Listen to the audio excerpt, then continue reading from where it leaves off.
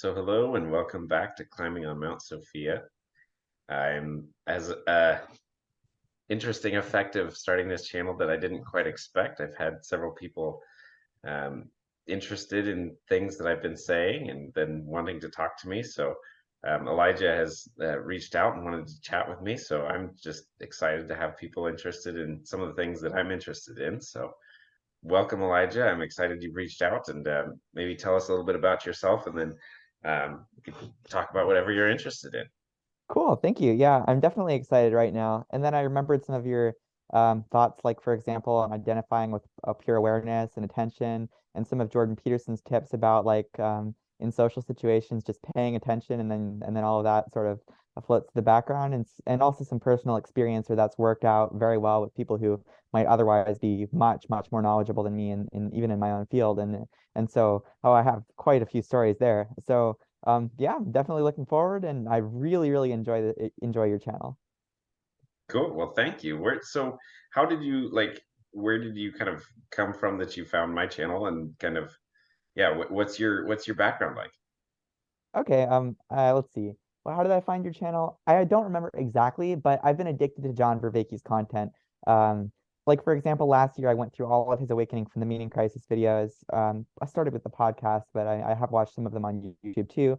And I've watched almost all of John Vervaeke's YouTube content in the last year, which probably amounts to hundreds of hours worth at this point. And I've watched almost all of Jordan Peterson's content in the last year as well. And I think at some point you managed to get mixed up with one of the two. I think it was Vervaeke, and I don't know exactly what the connection was, or maybe it was just a YouTube recommendation, but it was some kind of similar interest. And I'm like, ooh, this looks kind of cool. I'm looking out to branch out to a couple of the other channels, and then I checked it out. I'm like, okay, I'm definitely watching these videos now. And then I did, and I'm and you're lagging slightly. Oh, Oh, sorry, I it's lost good you now. there for like 10 seconds. Oh, so sorry. I don't know where you left off, but I guess I was just saying how I watched all of the videos on your channel at this point, and then I saw some lag and stopped speaking. Perfect. Perfect. Yeah, no, that's awesome. That's awesome. So, how did you end up where were you at before and when before you found Peterson and Vervaeke, kind of what was Oh, your oh goodness. Okay. Sorry, what's the question? so before you found Peterson, I'm guessing for a lot of us, I think Peterson was maybe the first move into say this little corner of the internet. But It was definitely for Vicky before Peters. Oh, was it? okay, Maybe it was, maybe it was both. Okay, so I think this probably started with, well, it didn't start. It started before that, but it started with about 2 years ago. I was having some extremely intense flow experiences within chess, and that was wonderful. That was wonderful. I was also doing a lot of examination of my thought process and trying to sort of deconstruct myself, if you would, and try to, like, I don't know, build myself up in the way that I want. And then I realized that quality of attention was more important than quantity of study, and I started to loosen up my value structure to allow feeling in, and that leads to attachment theory also. Maybe I can get back to that. But ultimately with flow, I sort of, based on my own experiences and also based on reading from Flow, the Psychology of Optimal Experience, I decided as part of an experiment to smash my conscious representation of my goal structure to identify with awareness and attention and find out how I could influence myself without those circumstances, and by not holding anything to a standard judgment, to the point where I was completely abandoning my chess goals for time. Not completely, like in the background it was, but it was not the representation, sort of then sacrifice the present for the future kind of thing. It was more like the in awareness I enjoy. And presumably this also, I don't know if you want to use Vervaeke's terms, leads to me having an aspirational relationship with my future self or whatever. Who knows? I don't know. I could go in so many directions from here. But I guess maybe some questions would help. yeah, yeah, okay. So chess. So where does chess fit in your life? Like what? I know that that's like a big part of it's your occupation, I believe, if that's right. That's right.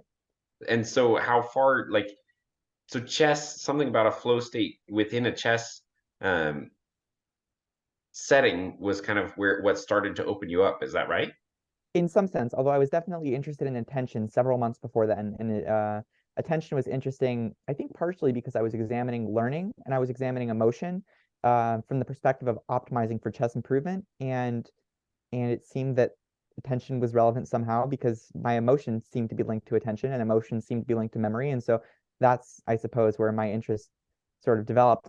Oh my goodness, I could go in too many directions. But to answer your your chess question, so I've read maybe 100 chess books so far and studied I don't know how many hours, but it's probably at least like 5 or 10,000 at this point. And I've published 15 courses on Chessable, and my studio's over here, and I could turn my green my lights on and stuff, and hopefully I'll do some of those video courses.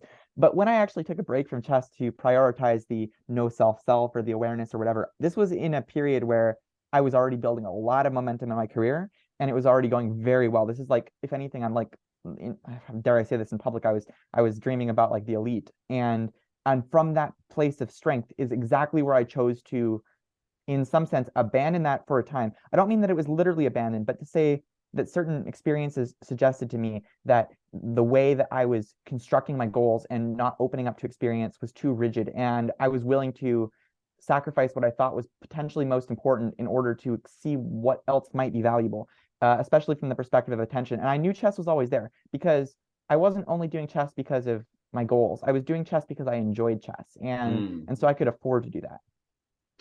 So was chess like, was it, did that insight come from within your experiences of chess, or did it come from outside that? Like, did Both. you have a value structure that kind of gave you this sense of like, oh, I need to aim higher? Or did that come from insights that happened to you while you were like playing chess? I'd say both. Both. So, which question do I answer first? I had a very rigid value structure where it was like, all right, I'm studying chess 80 hours a week. My family wants me to go to Florida with them. So I'm going to Florida with them anyway. We're all like, Disneyland's next door. I'm like 17 or 18, and everyone wants to go. And I'm like, no, I'm not going because I have not integrated this into my value structure. I'm going to be studying this chess book in preparation for the upcoming tournament and stay by myself or with one person in the hotel. That was where I was at 18. And from that place of I'm studying chess, that's that. If anyone changes my mind, it's me. To oh, quality of attention is important. Completely disciplined attention is actually not the best way for me to learn. It seems that there's this transjectivity of sorts.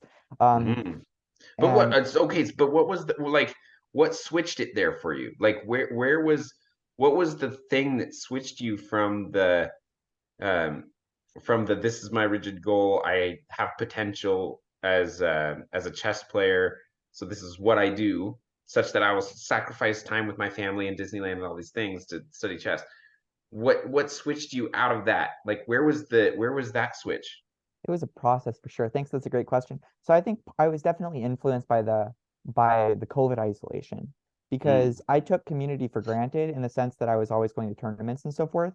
sure. And like my quality of attention it was in some sense within my own influence. I could afford to be by myself and study because my family was there or because I could travel for these tournaments and see everyone. But if I'm just going to be completely disciplined and completely studying all the time and I'm not allowing myself to spend time with people and I'm not integrated in tournaments, then I notice certain differences in quality of attention, quality of learning, emotional regulation. Also, an internal judge starts to show up a little bit, some sort of perfectionism. And then I'm like, what's going on here? And mindfulness practices and carefully watching myself and labeling habits and so forth, that was helpful. But that sort of led to a lot of introspection. I'm like, hold on a second here. Am I studying chess all the time because this is what I need to do? Or am I studying chess all the time because I'm trying to optimize for chess improvement? And then I realized that chess improvement comes from attentiveness to quality of attention and attention to feedback. And that is grounded back in the moment. And I'm like, okay, so the values in the moment and how I relate to it, that seems to be more important than discipline. And then I started attending to attention, if you would, and that started opening me up, I think. Mm, mm. Well, interesting. Okay, so that's, I feel like and maybe I don't know much about the chess community. I admittedly I played chess some when I was younger, and I think my at that time my patience was not up to the task. Um, and so I don't know much about the chess community, but my hunch would be that introspection and close attending to emotions and all those kinds of things aren't necessarily a big part of that community. But I don't know. Is that, am I wrong in that assumption? What is the? I would say it's not normal, but it is. I set my aim higher than has been done before for my age category, and I was ready to study all the time to try to break records essentially, and therefore I needed to have higher standards. And I was influenced by I was also really intellectually curious about the nature of chess improvement, and I was very much influenced by my mentor, David Maliron, who is a legendary adult improver. He learned the rules of chess when he was 25 years old, which, because of declining neuroplasticity and because he hasn't set the neural pathways when he was younger, means that he needs these sort of rigid methods in order to obtain results. And he managed to get a lot of results. And he was sort of coaching me. He was like, "All right, Elijah, you're a young adult or you're an older teenager.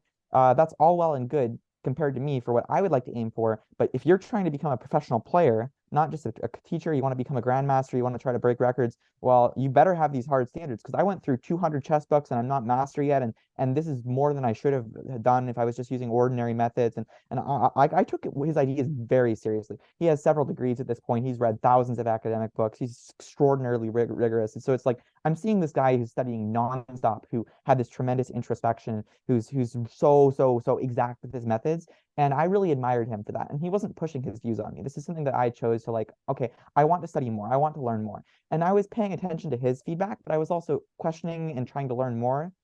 I was also probably influenced by having Asperger's syndrome. And I want to clarify, I don't know how much I like labels, and I Sure, don't want sure. people to get the wrong impression, but I will say, oh, and we're probably on the same page with that in a lot of ways. I Yeah, will yeah, say that people with Asperger's tend to have a tendency towards analysis and logic over emotional intelligence in terms of their natural proclivity. I don't know how to say it, whatever. So for me, it's like it would be natural for me to more natural for me to deconstruct a system than it would be for me to read social norms. And I very much enjoyed it, which is probably one of the reasons why I would enjoy chess. But I also would, and I want to clarify that I actually tried to rectify that issue, if you would even call it that. Um, a lot of social psychology studies and emotion and attachment theory and all of that. I've maybe read 70 books or 80 books related. Anyways, back to I don't know. I'm going in every direction again. If you could guide me with questions, that'd be really well, helpful. yeah, well, yeah, because I was curious about like so you mentioned that one of the tendencies of people who end up in, say, a category known as Asperger's, whether we like, let's not identify with that, but let's say Thank you. Thank you. let's say that's a descriptive category for a certain like toolkit set or something. And you mentioned that emotional intelligence is Okay. maybe more difficult as opposed to computational analysis Or or something. analytic, yes, Yeah, or analytic tendencies towards emotion. yeah, yeah. So I'm curious, like, how does it feel for you looking at maybe before you started moving down, like, okay, because we've already built this structure where you were very rigid and then you kind of blew it all up. When you relate, when you look at your own ability to be emotionally intelligent and actually connect with other people in a community kind of setting, how has that shifted with this kind of shift in kind of your consciousness? Oh, thank you. Let's talk about that. So before, I want to have a little bit of a disclaimer. Um, it's not that I wasn't social before. I was. It was just implicitly social. Like as an extrovert, I would be able to talk to lots of people and had lots of friends. It was just that I would dominate social interaction and didn't really understand that people were at least partially seeking social interaction for the purpose of validation and emotional regulation. I thought that we were just talking to each other for talking, and I was probably pretty happy because I had lots of friends anyway. It was more Yeah, like I had to start maybe not had to, but I ended up deconstructing a lot of that manually, partially because of COVID isolation, trying to understand how eventually I analytically concluded that people are at least partially social in the process of trying to understand chess improvement and my studies. And I guess later on, okay, there's a whole that so many directions again. Okay, I don't know where to go, but the smashing of the conscious representation of goal structure comes later. Okay, so I okay, so then let's go back in so in your journey you've kind of realized that you need to like renegotiate your approach. Yes, with myself. Yeah. My values. And so where did you start to look to figure out how to renegotiate that? Like Care, what yeah, what form did that take? careful attention to my mind. Careful attention to the quality of my experience and under which conditions, all else being equal, my experience changed. Like I would read a book and it would feel different, or like part of chess improvement for adults often involves careful optimization of thought process for slow chess by having disciplined habits under certain conditions. Like you want to look for candidate moves. You want to know when to slow down. And I was a fast chess specialist as a youth, under 18. And so in order to try to transition into slow chess, I needed to learn how to slow down and control my thinking to some extent. Part of this is about discipline and habits, as I found out. Part of this is about like emergent transjectivity and attention and social, who knows, whatever. I don't know, like internalizing the sage and whatever. Apparently, that's my own conclusions mixed with Vervaeke and beyond what my mentor David has taught me at this point. Actually, I'm forgetting which question I'm answering now. No, so you're starting to talk about the building of mental models and the noticing of maybe like what the internal landscape looks like and finding a way to like not only it sounds like you're talking about not only well, first of all, I got the sense that you were saying something like that you need to maintain kind of a stable structure that's disciplined such that you can actually access it in a reliable fashion and do uh, so in a way that is maybe say rigorous. And then secondly, you brought in something about internalizing other people's models too. So Oh, those sure. So basically what I was getting at was I was trying to develop a more rigorous thought process to optimize for slow chess. And this involved careful attention to my mind, my habits, and under which conditions certain I would be more focused and intrusive thinking and so forth. Can I really control this on my own and so forth? And the other idea about internalizing the sage and so forth was, or the model is more recent thoughts about how thought process optimization may be more of a relationship to the moment and what you do and may be influenced by other people and also invoking Vervaeke's idea of transjectivity and also some of my personal experiences where calculation training with a training partner will be more effective than on my own, and I would also be able to take that with me on my own, similar to how attention seems to be I don't know. I don't know exactly what I'm getting at. I have some ideas on the edge of my thought about this. Dialogos and how there's emergent properties of personality and attention seem to be related because if someone disciplined themselves to apply the skill to the maximum themselves, it would probably have a lower ceiling than this emergent distributed cognition. yeah, absolutely. Yeah, no, I mean I can tell you're a speed player, right? Because you go fast, man. Um I'm excited. I love it. I love it. And we have such It, shared it, interests too. well, yeah, and it's always like the difficulty, right? The difficulty is always how do you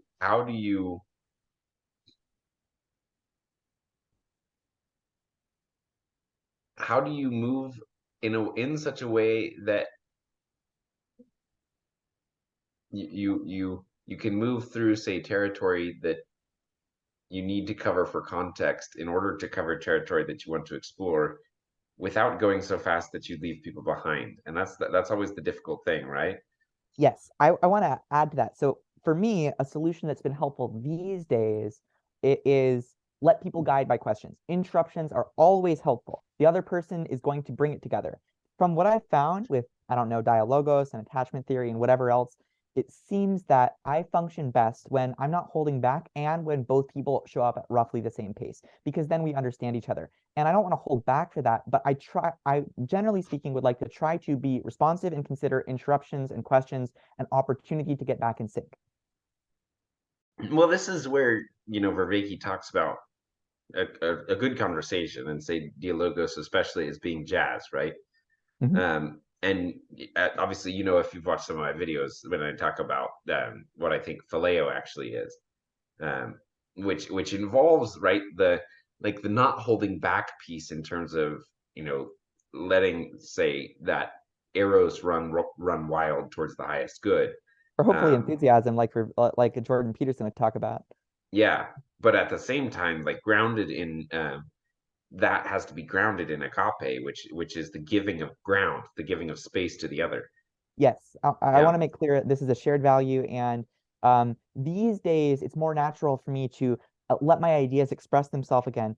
But for a very long time, it was not. That was not the case, and one of the reasons for that was personal struggles I won't get into led to me having a ongoing and deliberate struggle with depression. I'm saying deliberate because I put myself through challenges that I knew would lead to this, and interesting. I stayed in that state on purpose for what I thought was a greater gain, and I emotionally regulated through attunement. I would focus on attention to others, responsiveness. I studied this, and myself would emerge from that process. And now myself is here already.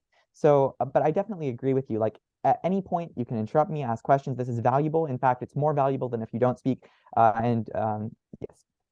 So I'm curious about, okay, what, tell me about the move into depression on purpose in order Oh, to, like, this very Kierkegaardian kind of move, it oh, seems sure. to me.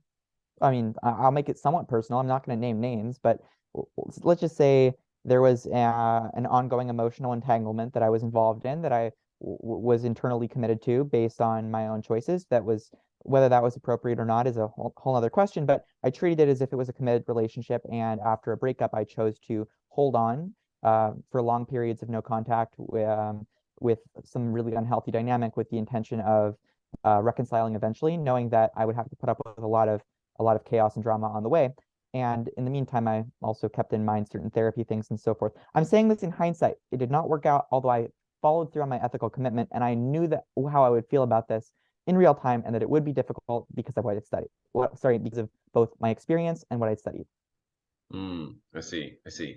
And but there was some kind of was now, so when you were saying that there was a way that you like chose to stay in it kind of on purpose, Yeah, do you, did you mean that like in hindsight it looks that way to you, or do you no, it mean that definitely like was. in the time you were actually purposefully staying in it?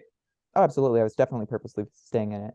I For under the sake of growth, or for like were you actually stuck in it, or were you doing it from the outside as it were to learn from it? I was doing it on purpose. It was definitely on purpose. My ultimate aim was a committed, secure relationship based on what I'd studied from attachment theory and emotionally focused couples therapy. And I understood under which circumstances a dear relationship where people are reactive and a breakup has already happened, I already knew people have to put up with a lot. And one alternative is just walk away and let the anxiety of the other person pursue. I didn't want to go down that route unless absolutely necessary, and that doesn't lead to anything anyway. So this may lead to emotional involvement with very, very long periods of no contact and more, and knowing exactly how to move on and exactly how to, like I was studying Vervaeke's idea of the self and so forth. I'm like, all right, well, I'll put up with this and I'll put up with this again and I'll put up with it again. And I knew what I was putting myself through, and I did it on purpose. Mm.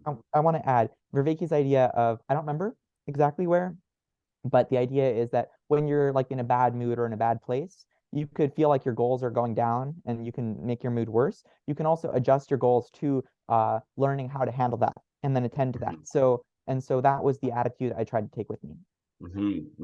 Yeah, yeah, yeah. To get out, to get some kind of like meta perspective on it and use it. Yeah. So Yeah, okay, exactly.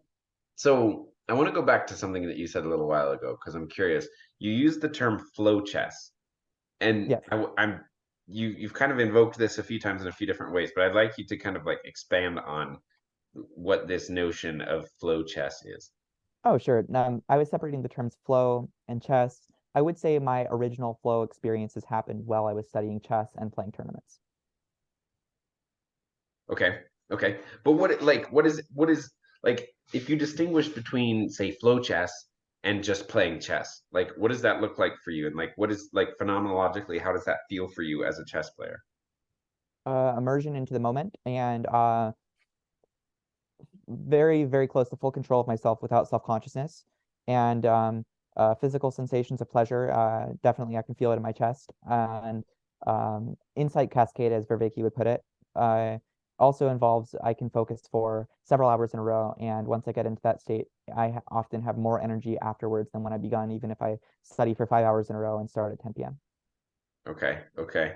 And so what like when and what are the results like when you're playing chess in that way? Mostly it's making chess courses, you could say. I have played in that state and my online metrics tend to peak. It's wonderful because my ego is absent and so I can enjoy my opponent's position. Ah. Ah, okay. So how much does that play a role in actually achieving the state? I don't know if I'm not sure. Maybe the state causes the ego's absence and enjoyment, or maybe the ego's absence and enjoyment affords flow. Sure, sure. Yeah, like it's like kind of yeah. But I mean in terms of like being able to like because okay, maybe I misheard you, but what I took you to mean was that you're almost able to really imaginally imaginally take the place of your opponent in a deep way. Maybe imaginally, that could be the case. I think that you have to calculate from the opponent's point of view a lot of the time anyway and consider right? both perspectives.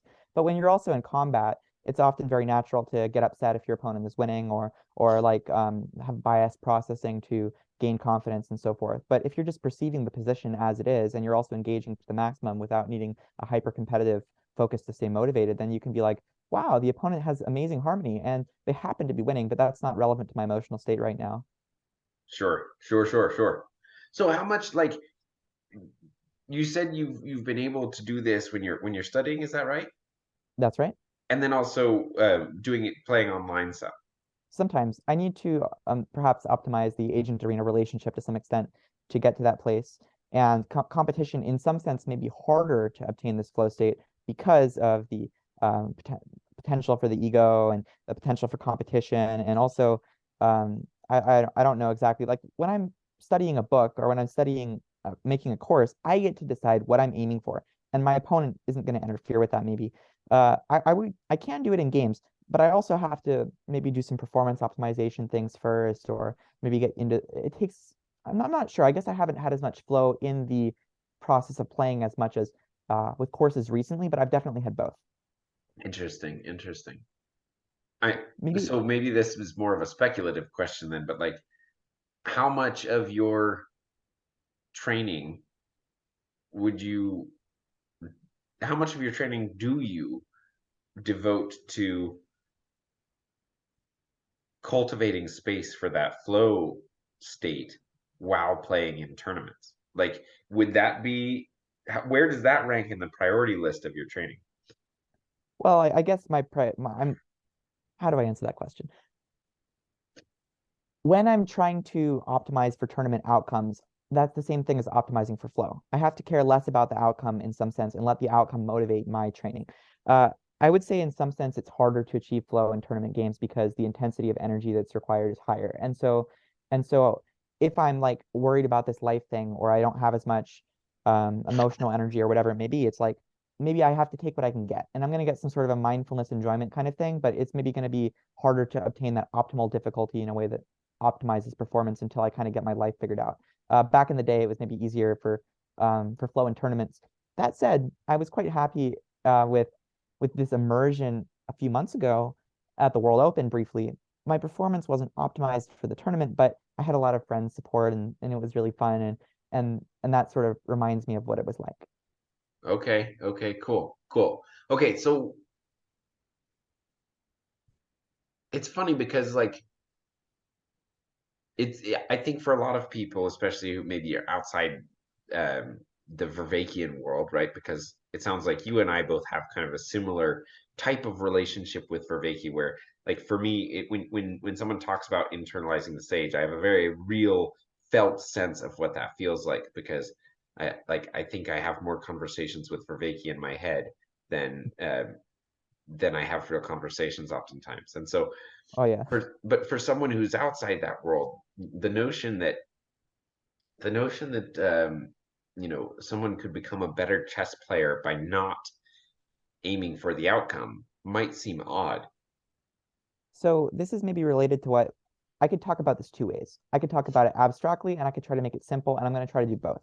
So first of all, I'm reminded of the inner game of tennis where it talked about self one and self two, whereas self one is the judge and self two is awareness. And it seems that it's not that I'm not motivated by competition, it's that competition is in awareness as part of the overall meaning. And without that extra motivation from my opponent, maybe I wouldn't be able to give my best in the same way as my best on my own will be different than in a conversation. I don't know, distributed cognition, whatever. Um, and the other, what was I saying? I lost my train of thought when I made it slightly abstract. Was that the abstract way, and you were maybe going to answer a simple way, or was that the simple way? Hold on, let's see. So what was the question again? It was asking about the way in which foregoing any concern about the outcome actually improved your ability to play chess.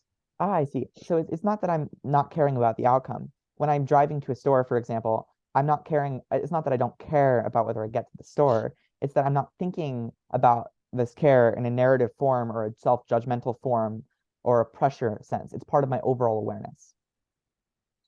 Okay. Okay. So it's like you've preset it and you've let it go.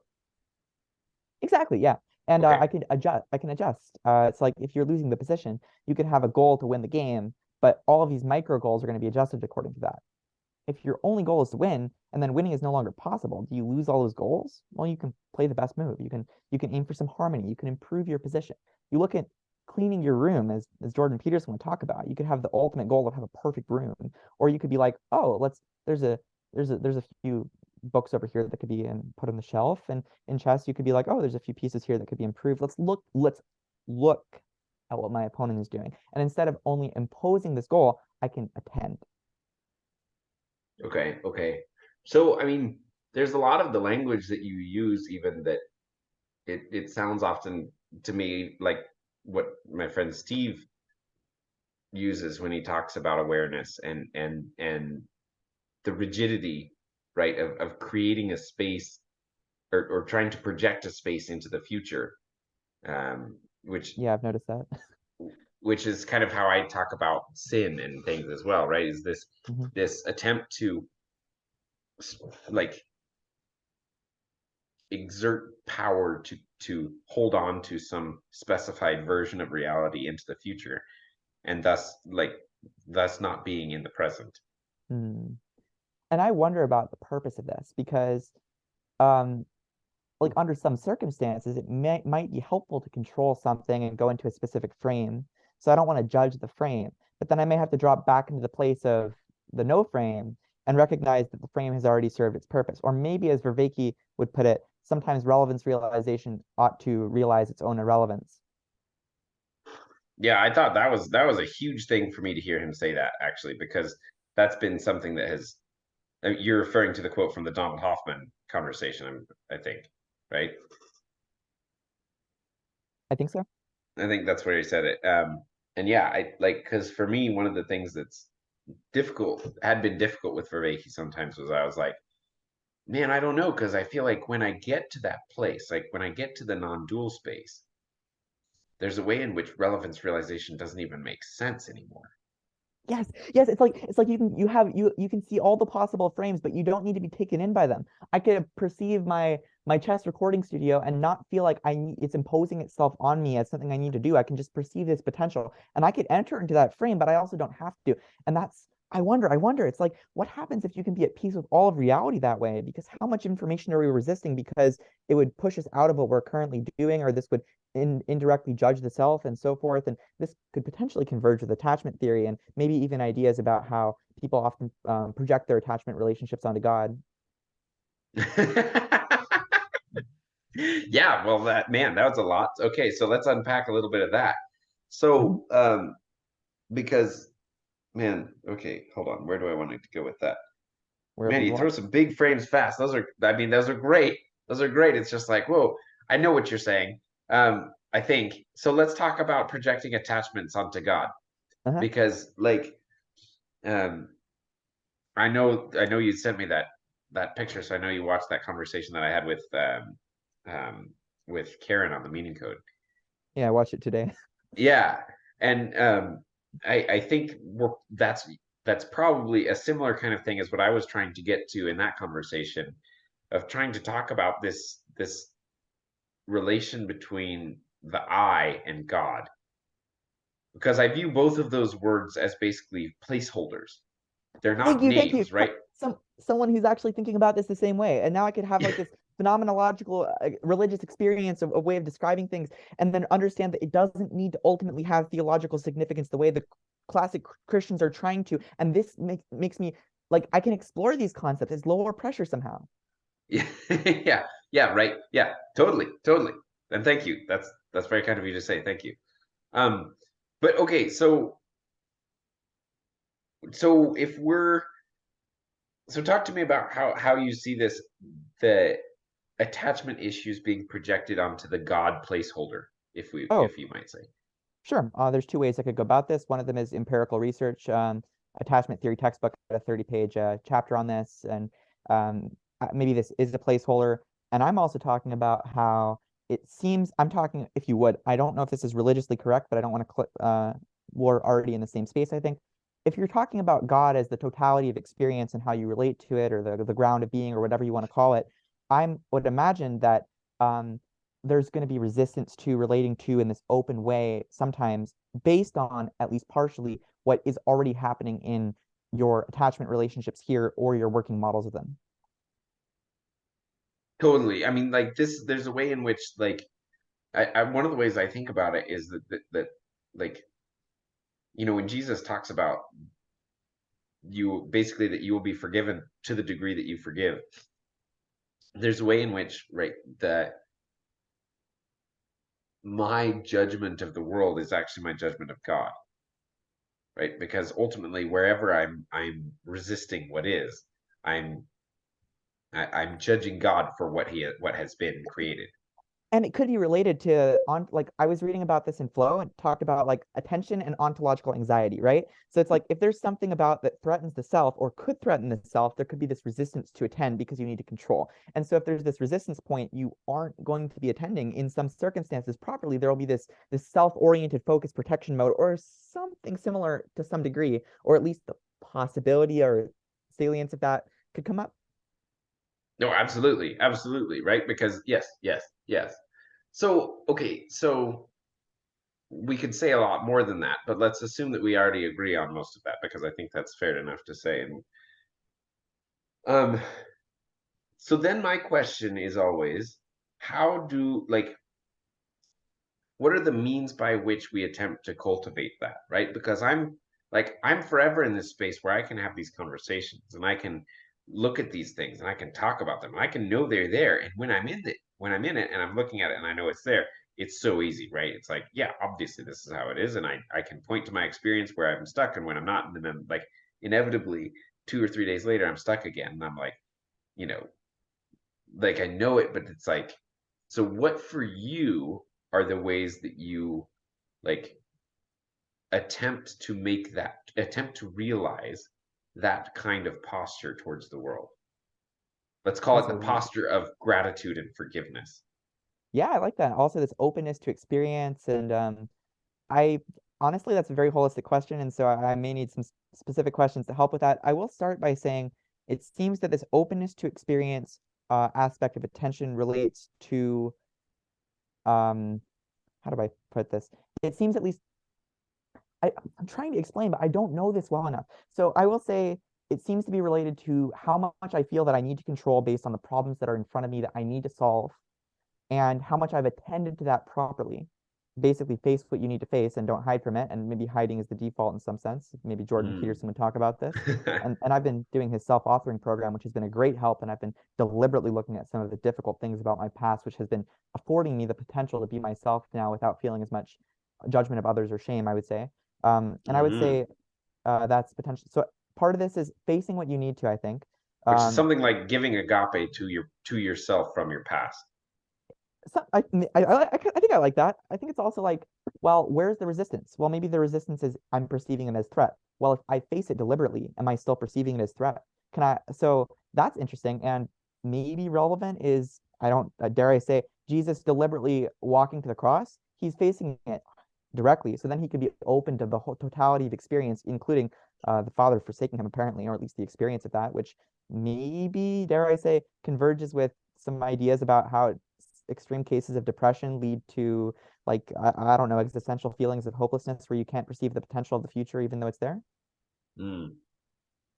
Yeah, yeah. I mean, oh, sorry. Gosh. Yeah. Um, wow. Okay. So where should we pick up there? So I want to because so you're approaching this in a way all of this stuff it seems like if I don't want to put this I don't want to project this onto you, but what I'm hearing is that you're you're working through all of this stuff in a very kind of you're watching yourself do things and you're like, wait a second, there's a tension here that's strange in how I'm doing this thing and trying to get here, and then you're just trying to watch it and see what shows up from that, and then okay, now let's try to understand it. Yes, I would say that's correct. I would also say that for a long time I would abstract myself out, and here's what I mean. What I mean is, it was less interesting my goals and more interesting if I assume that my goals are in awareness somehow. Let's watch myself and then try to learn as much as I can about all of these processes without judgment over an extended period of time, as much as I could afford to, including about flow and openness and all of these things. And sometimes my friends wouldn't understand what I was doing. It's like, why are you not working on your chess courses? What's going on here? And so forth. It's like there may be some inconsistencies at a time for a time, but it's like I did not want to go back to the place where I would impose my chess goal structure on myself from the ego point of view. I wanted this openness. I wanted this attention. I wanted this understanding. I don't know exactly what I'm getting at, but I think maybe this was helpful. Yeah, no. So for you, being in that space requires a a recognition that space is actually the goal, and Or that and other goals flow from that space in a healthier way, I think. mm, but like to be aware in the present becomes the transcendent goal. In some sense, yes. Okay. And I would add that chess would impose itself on me. And that's, I don't mean that literally. I mean, because of my intense history, uh, it would be harder for a time for me to just allow myself to prioritize that space with chess without feeling I need to do this a certain way. I need to get back to work. I need to get this much done. It was much easier for me to prioritize that space in an arbitrary sense or almost arbitrary sense where I could care about the process of something else for enjoyment and having an extra bonus, like a goal, like, oh, this is going to help my career. This is going to help with videos. This is going to help with this or that. It's like, that's all well and good if it flows from that space. I did not want it to replace that space where I'm suddenly judging myself again, where I'm imposing myself, where I'm not trying to understand attention and transjectivity, to borrow an abstract term, and so forth. Yeah. Yeah, it's always so interesting, right? Because something like the proper hierarchy, like this is one of the things I think that Peterson's dead on about, right? It's like you properly nest your priority structure. Like there's a way that I don't know. I guess this is me speculating in my own experience, I guess, but I feel like, well, I'm trying to figure out how to say what I'm trying to say. One of the things I've started doing when I pray is I go, I like drill down right out of the levels of myself that I'm stuck in, right?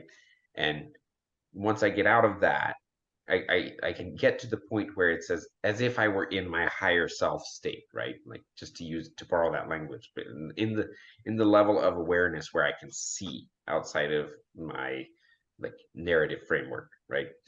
But inevitably, I know that at some point, shortly after I'm done with my prayer time and I go into my day, that I'm going to get like stuck in my narrative space, right? Hmm. And you know, I don't know that it has to be prayer or anything like that, but it works for me. And so, but when I'm there, I do this kind of thing where I try to like from that space kind of like lock in some of these higher order priority structures that I know I'm not going to be able to think of later on during the day when I'm in the middle of hectic things, such that like to try to like cast them out as intentions in my relevance realization. That seems to work very well. In that state, it's like there's tremendous self-influence, from my experience at least. It seems to be that way. And I would add, for me, I wonder if even narratives should be judged because they maybe have a purpose somehow. And if I could find out what that is, that would be really helpful. Wait, say that again. You said you wonder if narrative should be judged. Well, yes, it's like, well, we could say that the no self or the ground is the goal, and then all of these could interfere with the goal, like the narrative or the lower selves, or if you put it maybe sin. And what I'm wondering is if all of those serve a greater purpose in some sense, sometimes. And if I know what that is, then instead of fighting myself, I'd be like, okay, this is the goal that this part of me is aiming for, and it's giving a shortcut or thinking a system, it's giving me a shortcut.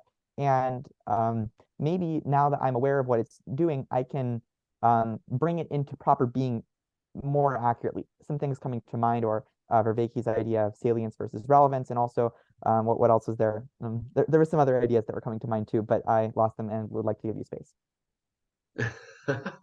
um,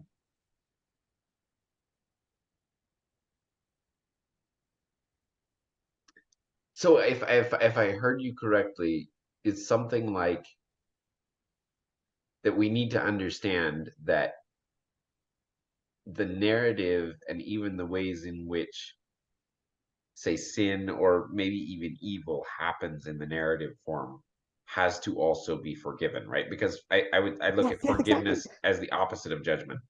Thank you, thank you. Also, this is literally this is related to what I was reading. Sorry, I'm going to slow down. No, This no, is you're good. You're good. this this is related to what I was reading recently in one of the therapy books, No Bad Parts. And it seems that, and I'm taking some of this on faith as I'm reading, it's like, okay, this is what the science seems to suggest. This is what's working for the therapist. I don't know the significance of this, but let's keep reading and assume that it's true for now, at least. Um, it's like it seems that there's these parts that could be malfunctioning or interfering with experience or judging or causing problems or making people stuck in reciprocal narrowing, if you want to borrow a Vervaekian term. And it seems that, at least based on that book, that all of these parts are serving an adaptive purpose that sometimes goes awry and needs to be heard and accepted. And from that place is where it can fulfill a less imbalanced role. Also, from my Totally, experience totally, with me, I've tried it and it's like, whoa, whoa. I tried this the day I read the book. I'm like, what just happened here? totally, totally. Well, I mean, this is probably the biggest thing that I struggle with, right? Because coming from like a fundamentalist kind of Christian upbringing, for me, it's like when I watch myself do something that I wish I had done differently, right? Or I see in a way in which I could have done it better. I feel, say the guilt of that, right? Mm, And I think that does serve a purpose, right? It's feedback. It's definitely, an definitely. aspect of the feedback that is telling you that you need to look at this because there's an adaptive move to be made Yes. relative to this experience, right? But once you've done that, right? Once you've looked at it and hopefully Look, it's thank you. Look. yeah, yeah, like once you've looked at that and hopefully seen maybe the better way in which you could have done it, like then you have to let it go. And that is for me is the difficult thing. Okay, so from my experience, and it might not be relevant for you, I hope it is, validating the current frame and attending properly and appreciating the motives behind why I did what I did allows me to affords me the potential for something higher. And this seems to be therapeutically true as well. So, like for example, in emotionally focused couples therapy, there's often examples of defensive parts that are trying to protect something important. And if they didn't serve that purpose, then people would get hurt. And this is really helpful. And sometimes it gets out of hand. The therapist doesn't say you're doing wrong. The therapist says, oh, this is what you're aiming for. I understand. Here's what the feeling is. Because it seems that the feeling is fundamental to identity in some sense and can be integrated through attention and acceptance. But the way that it's being enacted, especially before it's attended to properly by the self, by another, maybe exaggerated or maladaptive or no longer relevant at the present, or maybe, as you possibly put it, you could get stuck in your frame or sin, or and then not be as open to experience or the one or whatever you want to call it. Totally. I mean, well, and really it's a lack of agape, right? Because what does it mean to attend to something, right? To attend to something properly or to look at it properly, right, is to allow it to become real, which is what agape does, right? And and ultimately that's what the whole like if this project means anything at all, right? This project of the one becoming the many, what it means is the opportunity for feedback, right? Because the only thing that the infinite being lacks is limitation, and thus the one becomes the many to experience being. And so you could say that our judgment of things, to judge something is to relate to it, is to hold back agape in the relation to it, and thus not allow it to become fully realized in your own construct of the world. Because of perceived threat. And also, there's something that could be relevant here. What if everything is good? And I don't mean this literally, but maybe I do. Here's what I mean. So if goodness is value, if goodness is potential experience, and if threat isn't relevant, then everything has some degree of goodness, and maybe evil or sin is a threat against that. So that doesn't mean that it's a negative. It just means it maybe is missing out on something. And there could be real attacks on the good. I'm not saying that that isn't true, but if that's the case, then even sin could possibly have some aspect of it that is good, a good motive, something relevant. And so it's like from this non-judgmental frame of perceiving opportunity and value, everything can be allowed in. But of course, there is unresolved issues like the self can be threatened. Totally. There is ultimately death. There's self-judgments. There's certain standards. Who knows whatever else? And then you could take the Christian interpretation of relationship with God and salvation, and who knows whatever else, whatever that means. And then it's like, well, is this threatening me? Well, maybe. Well, then there's the short-term adaptive function, and who knows whatever psychological or spiritual significance there is. But I like the idea of this radical openness. Hmm. Well, I think, okay, I'm going to throw a couple notions on here in order Mhm. to bridge to what you just said. One is the notion that all evil is the privation of the good. That's really important to note that evil and sin do not exist on their own. Like they have no ontological ground. They're actually not real. They're just a certain way of, it's almost as if, an individual in time was it's like the awareness of that was available for an individual to spend as attention into reality was warped, and because it was warped, what was actualized was a lower order good than what could have been actualized, and that's Yes, literally how evil happens. And this is why the will being directed toward a good that is not actually the good but an instrumental good, like when the will is oriented, or the relevance realization will and all that stuff is, I'm playing around in those weeds right now, and man, it's complicated. But where the will is directed, if it is I'm not enjoying this. You're doing directed, great. if the will is not directed toward the good, the ultimate good as such, then what becomes actualized in the being of the individual whose orientation is toward a lower order good, what the thing they actualize, it's still good just because it exists, but it's a much lower order good. Yes, and I also, for me, it's important how I frame this because if I frame it as sin, it's easy to judge that. And if well, maybe you have a notion of sin that I can actually work with here. And also, but it's like if it's like good was actualized, there was more potential. It's like I can perceive this as opportunity and then take this as feedback because let's imagine that part of my actualization of the good would be related to how I attend in the moment to everything, including my attitude towards sin. So if Absolutely. I'm attending with an attitude of judgment, it's like, well, my thoughts have this potential, and this potential is judging, and this is missing an opportunity. So if I frame everything as opportunity, well, that seems better. And well, what are the psychological preconditions for this? Totally.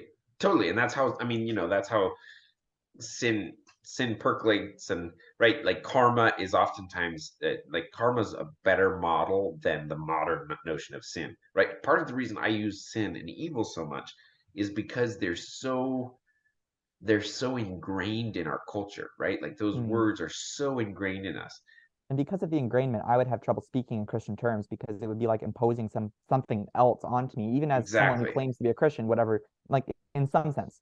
I'm saying Yeah, this like with probably similar to you. totally. But like that's exactly why I use them. I use them kind of on purpose to be provocative because, I mean, I have some in-person things that I do with people, and some groups and things like this, and where, nobody else in the group knows, like nobody knows who John Vervaeke is, right? But what I do mostly is just ask questions, and provocative questions about these terms, right? Because it's like, no, like if because this was my journey, right? Like once I understood what sin meant, right? Like once I understood that sin was not some, judgmental thing. Once sin Thank you. and Thank you. judgment got torn apart for me, and I realized that like judgment is us, right? Like we have this whole judgmental God and all this stuff from the Old Testament, and it's like, Apparently, I want to unpack that with the Garden of Eden, but go on. well, right, like I would say that like that whole thing is just like, people misunderstand the Bible because they think it's this like, this package deal of completed knowledge handed down, and it's like, no, man, this is This is us trying to figure out what the heck we mean. Like it's an iterative process of trying to figure out what is meant by this notion of the highest. And it's like, just because, I think that, say, the genocides that the Jews did on their entry into the promised land, you might say, maybe they served as models and symbolically toward the future, but that didn't mean that's what God intended them to do, right? If the highest order good actually had been clear to them, I don't think they would have just killed a lot of people. I like that idea. I was talking to my friend Joseph Trulson recently, and we were listening to the Exodus series on Jordan Peterson's Daily Wire. And Joseph's comment was, "Well, if I remember correctly, was, well, what about those genocides? Can we say that God was good in that?" And or something like that, a paraphrase.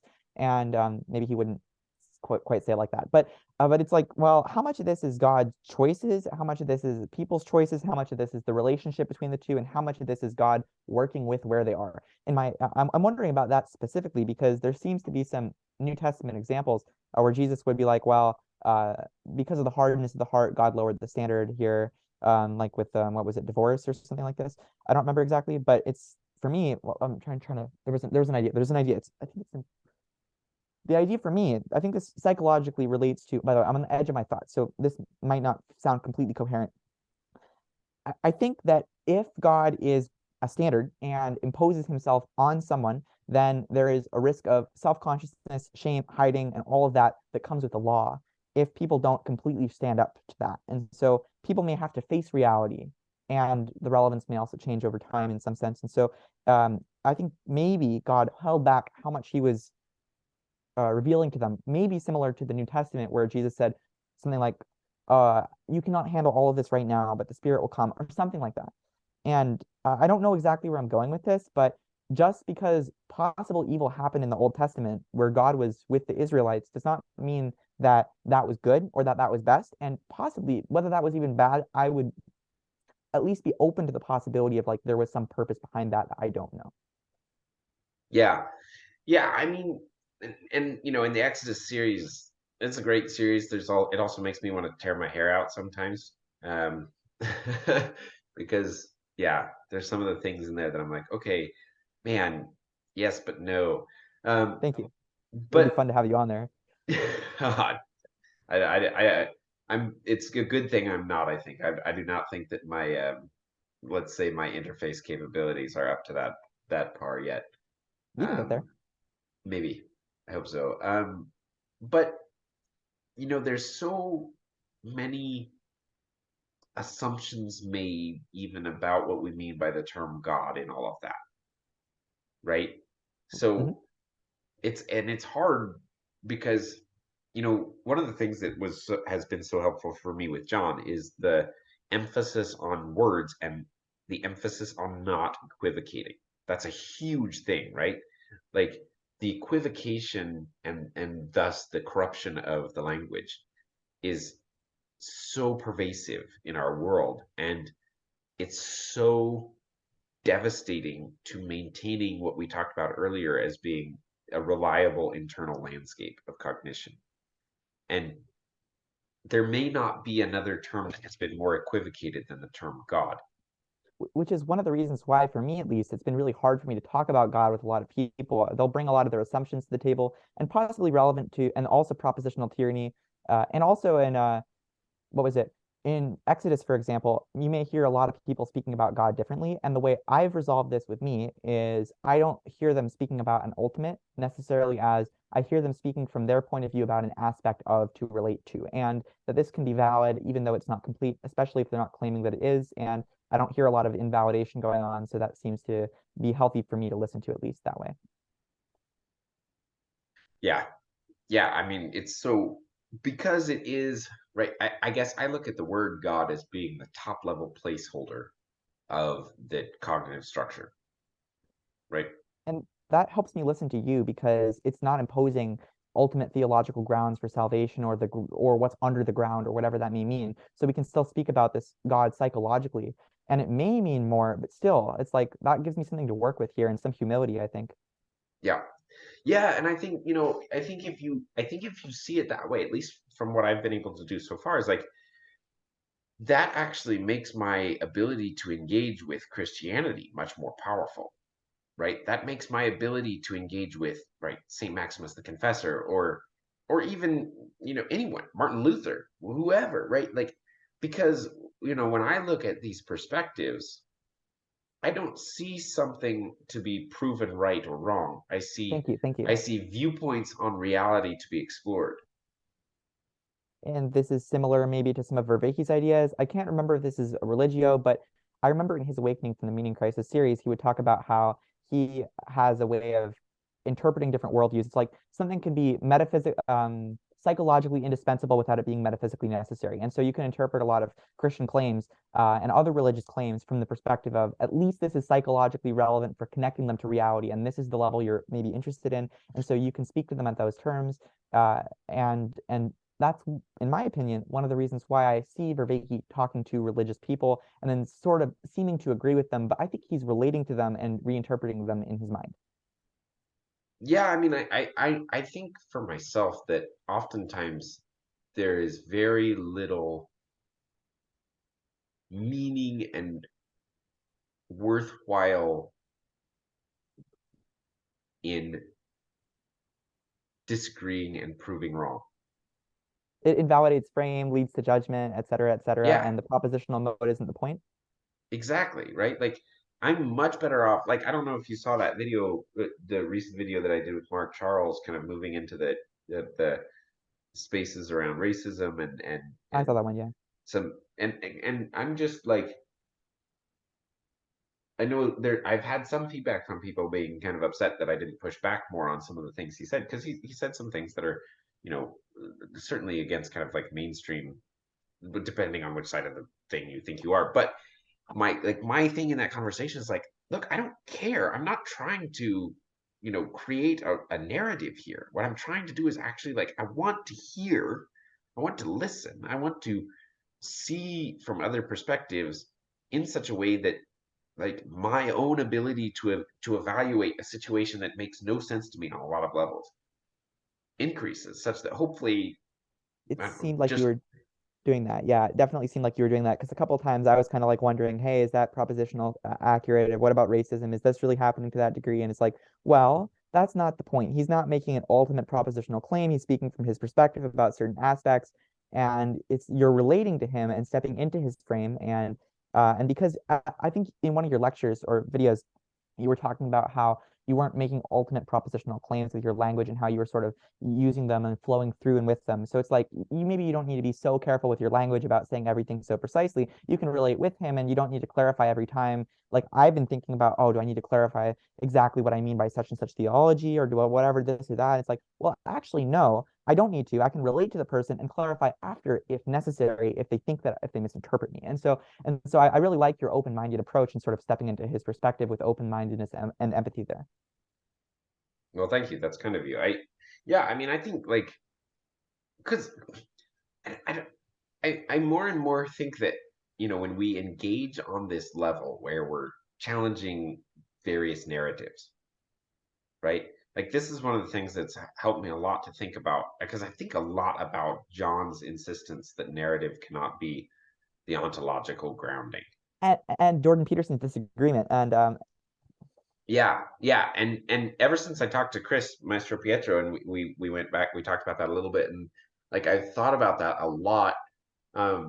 And I'm still thinking about it a lot because I'm still not sure about it. I Not that I'm not, like, not that I need to have an opinion, but just like I'm not sure I still understand it. But one of the things that I've seen as a consequence of that is this sense in which, like, I can let go of the narrative. I can let go of any kind of need for it to be accurate or not. I'm not saying by any of this that I disagree with Mark or that I agree with him. I'm just like, or that the point is agreement. exactly. If the point is that if we can all properly show agape for each other's narratives, maybe we can get behind them Thank collectively. you, thank you, thank you, thank you. And so the narrative can have purpose, Peterson, and Vervaeke would know that there is something deeper. Yeah, yeah, exactly. Like, let's if we all want to get to a space where we actually have, and I love like this part of the reason I really am excited to continue dialoguing with Mark is he has this notion of conciliation, right? And he's thought about the notion of like reconciliation enough to notice that like no, we don't need reconciliation because it was never right to start with. We need conciliation, right? How to get There's in right relationship with when there wasn't a relationship to begin with, in terms of exactly like attention, orientation, attitude, and so forth. right because he talks about how other countries have had these racial reconciliation kind of panels and initiatives and stuff, and we don't need that necessarily because we need just a conciliation to start with. And Or I would possibly add that maybe that's not even necessary, because if you start from the race frame, then maybe it is, if you already have those presuppositions. And a lot of people may not even live in that race frame, and the whites and the black, if you even want to use those terms, are just going to be living among each other anyway, unless someone brings this to mind. right, but we're so stuck. Like obviously, just in if you look in our culture, like we're in a wasteland of entanglement of Especially these days, in some of sense. negative attachments. Well, I mean, we always have been, right? Like, and this is when you talk about these kind of issues, it's like okay, we this goes back to the beginning, right? Like since we were able to, I mean, I don't know, who knows, right? Like even in So then conciliation could help people move past this hostile frame, even if it's not strictly necessary now. And to do that, we maybe need to accept their frame as at least valid. And maybe I was reading recently about this idea of neuroception, and it's like we can perceive threat even if there isn't threat because of possible threat and how we interpreted things before. And so if people are in that mode, that is still valid experientially for them. And so propositionally dismissing them based on how reality is isn't necessarily going to be helpful to them, because they can't access reality from that frame. totally, and it's not even like, and yeah, yes, right, because and if you use the if you use the perspective of perceived threat, right, like we've been separating ourselves and each other by race and ethnicity since the very beginning. It's one of our most basic ways that we've separated each other for all of history. Of course, we all have that. Like it's only within the last couple of 100 years that people have taken really seriously that maybe we're all actually the same, at least as far as I can tell. I I would like to add to that. It seems that based on my attachment theory research, in extreme cases of secure attachment, the barrier between self and other in that sort of culture, group, and so forth seems to break down anyway. Wait, sorry, say that again. I'm It not sure seems I caught that it. it seems that in extreme versions of secure attachment, this self-other barrier in terms of groups, identities, and so forth seems to automatically break down to some extent. And this was not Hmm. expected, but this is what the literature suggests, or at least my interpretation of it. Oh, if you have secure attachment it somewhere. could be a it could be a sliding scale, because you could say there's secure attachment, but then it could also be this ultimate security with reality and others, and there could be like good enough parenting, but then what's actually possible here, and this is just more like a general empirical observation more so than an absolute truth. But I wonder what it could be approaching in terms of what's possible in terms of emergence. It's like it's not, maybe it just already happens that way even without imposing it culturally. Yeah, well, I guess what I would say, like from at least the way I understand or the way I think about and talk about the ontological levels of reality is that you know the whole notion of say being born again through Christ and the whole notion of Christ and this whole thing about agape is in one way to think about it is that it is the secure attachment, right? You can actually securely attach yourself to the ground of being itself You can beyond start again, right regard. beyond life and death, such that that kind of transcending of barriers that you're referring to happens just kind of automatically with all people. There's no threat. Exactly, right, exactly, right, yeah, exactly. Which is ultimately, I mean, like if if Without if threat, there's this attention. yeah, and if the resurrection is a real thing, I mean, if we take that seriously, then it's like okay, well then like technically it's not at all, right? Then there actually is no threat. If we transjectively relate to it properly, perhaps, if I dare. Totally. Or even like you don't even like it's I'm it's not even a question of, I guess maybe I didn't say that in the way that I would like to. It's not even necessarily a question of I don't need to hold on to this notion Oh, of physical not the resurrection. not the proposition. Exactly. Or It's more just dare I say like, that? I don't even yeah, no, know. no, it's just like just allow for it all. Yeah, that I think as a whole that makes sense to me at least. And as you were speaking about born again, I was thinking about psychological openness to experience regardless of previous constructs and the safety to do that, and possibly how letting go of all frames could be this scary place of, I don't know, maybe this is just a tenuous connection, but maybe Jordan Peterson's take on Nietzsche. I'm forgetting this. Like look into the. I'm trying to remember. It's Stare like, into the abyss. yeah, you let go of everything, and then I don't remember. You remember it probably better than me, but it's like without any frame, without any self that you control, then well, where are you? Are you in nothing, or are you in no thing, or there's this potential, and I don't know how this relates exactly, but my associative memory is going places. Totally. Well, and it's like, there's a few different aspects of this. One is that that's what it means to um, die and Christ to come alive in you, right? To die, like to become frameless is to die, right? That like the self doesn't exist if there is no frame. And I then think and what you're saying is very, very similar to how I'm thinking and how my mentor David Malayan seems to be thinking possibly, and also in some sense, it's like I almost dare not speak this way because for me, I would have all these Christian associations with this psychology, and that risks putting things into a frame and certain other associations, and I don't know if that's even what I'm trying to talk about, but psychologically speaking, it could still be useful. And I think Vervaeke would approach it from that lens of, well, this is a Christian take on things that allows you to optimize for meaning and connectedness, and maybe there's some ultimate ground to it. And he could relate to you saying that and reinterpret this in any language you like that says the yep, same thing. But I think your point is it's not. Sorry, I lied for a second, but I said the point was that it's not about the language yeah, yep, totally, totally, totally. But and and in some and sense. this Yeah. is this is why it's so important to drop below the propositional tyranny, right? Because we can talk about it from any perspective.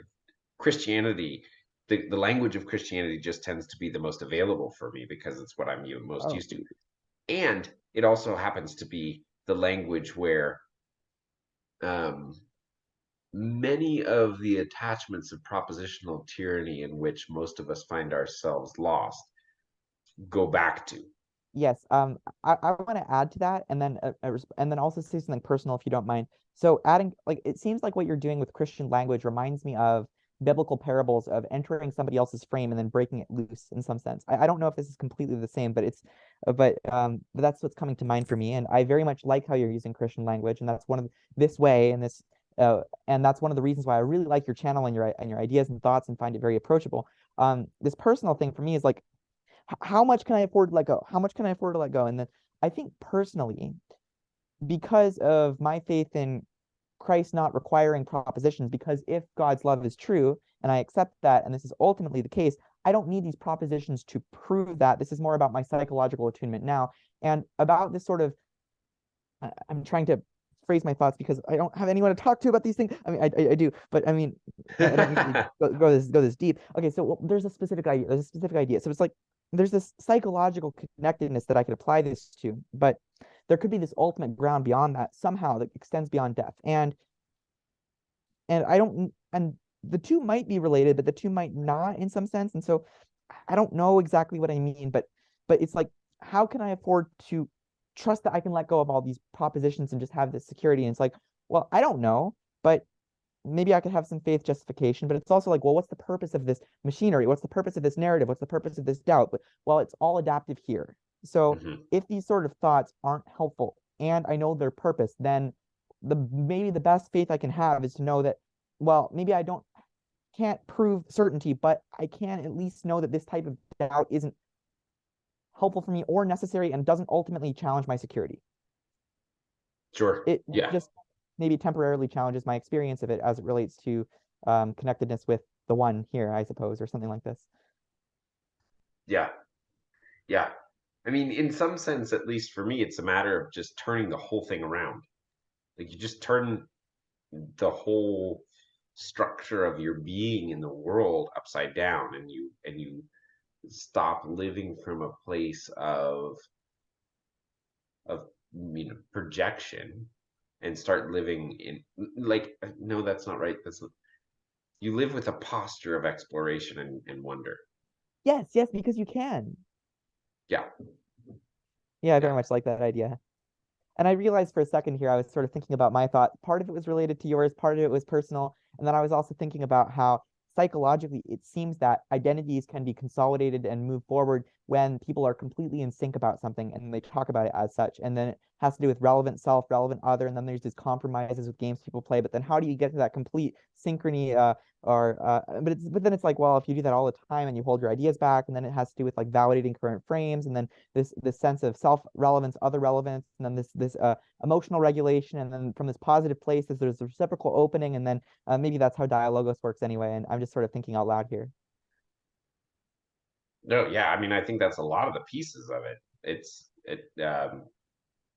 Yeah, yeah. I mean, and I guess one of the ways I tend to think of it, to put it in kind of a metaphorical kind of thing, is it's like if you imagine, like you use a science fictiony kind of landscape, and like two ships trying to actually like sync up in such a way as to transfer data in a lossless fashion, and the posture required for that to happen between two human beings includes a lot of complex processing.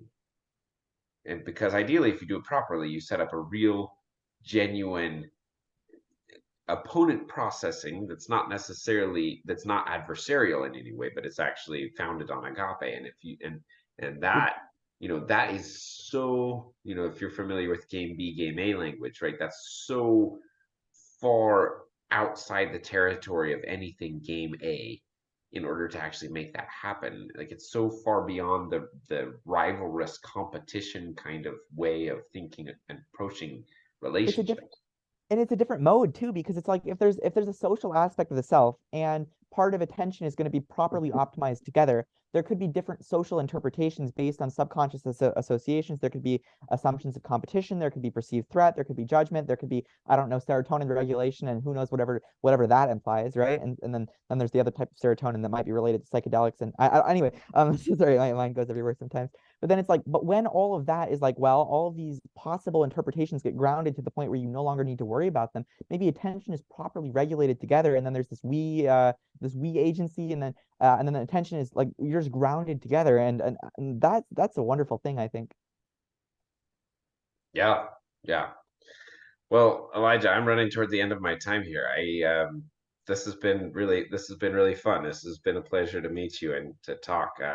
Any final things that you want to throw on here or say or Okay, I have a few things. First of all, thank you so much for having me on here. I love your channel. Your ideas are incredible.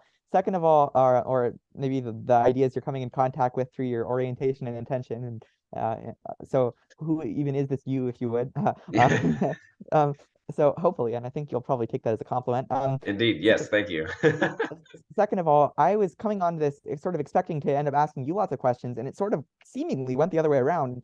I would be more than happy to have this another time, and like I could also focus on like I don't know. There's so many ways we could do this, and I'm definitely open to other thoughts and ideas, and so forth. And third, like I love trying to facilitate meaningful conversations and dialogues with different people, and this has sort of brought me to my depth. Not maybe all the way, but like much more than I'm used to, even when I'm deliberately trying to set this up so much. And I think this is because of our shared interest in such of these deep meta things of like attention and awareness, and I don't know. And so it's like, whoa, this is awesome. I get to actually explore with someone who's like on the same wavelength as me, and I don't have to bring people up to speed or anything, and probably hopefully the same with you. And so like this was great. I'm so glad to be on here, and hopefully we do this again.